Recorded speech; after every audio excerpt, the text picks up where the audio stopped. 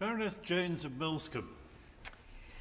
My Lords, I agree with every word that we've heard so far, and I have signed all three of these amendments. I think they're superb. They've been carefully and expertly drafted. And it's deeply unfortunate that the government hasn't adopted these amendments as part of their unusually cooperative approach in this bill. The need is very clear.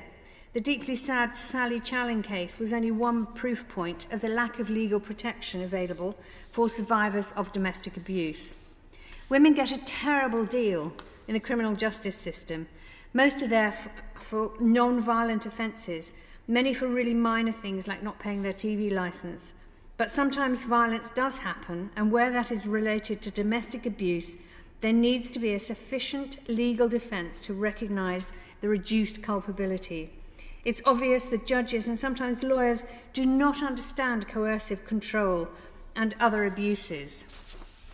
The excellent report from the Centre for Women's Justice, which the noble and learned lady Kennedy of the Shores referred to, it's called Why Women Kill, and I have here the executive summary, which I will give to the noble Lord the Minister afterwards to make sure that he reads it. It lays out the response of the criminal justice system to women who kill abusive partners and the way the law itself and the way it's applied prevent women accessing justice. Women who've been abused by the man they kill are unlikely to be acquitted on the basis of self-defence. Of the 92 cases included in the research for the report, 40, that's 43%, were convicted of murder. 42, that's 46%, were convicted of manslaughter, and just 7% were acquitted.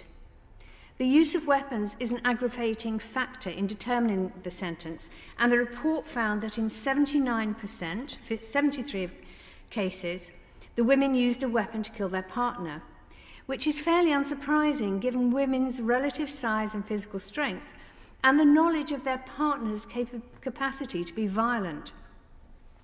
However, as other noble lords have pointed out, this contrasts with the legal leeway given to householders if they kill or injure a burglar.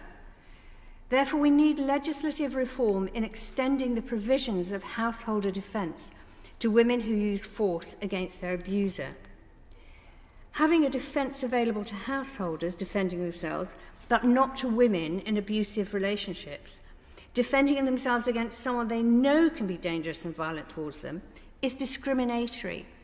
And in the week that the woman, Sarah Everard, was abducted and we suppose killed because remains have been found in a woodland in Kent, I would argue that at the next opportunity for any bill that's appropriate, I might actually put in an amendment to create a curfew for men on the streets after 6 p.m, which I feel would make women a lot safer, and discrimination of all kinds would be lessened. But women, once convicted, their chances of successful appeal are extremely slim. Society's understanding of domestic abuse has come such a long way, even in the last few years, and yet a jury is forced to apply outdated ideas of self-defence, such as responding to a threat of imminent harm, which have no relation to the realities of domestic abuse. Now, the government has said that they aren't persuaded on the issue, but will monitor the use of existing defences and keep under review the need for any statutory change. I simply don't believe that is true.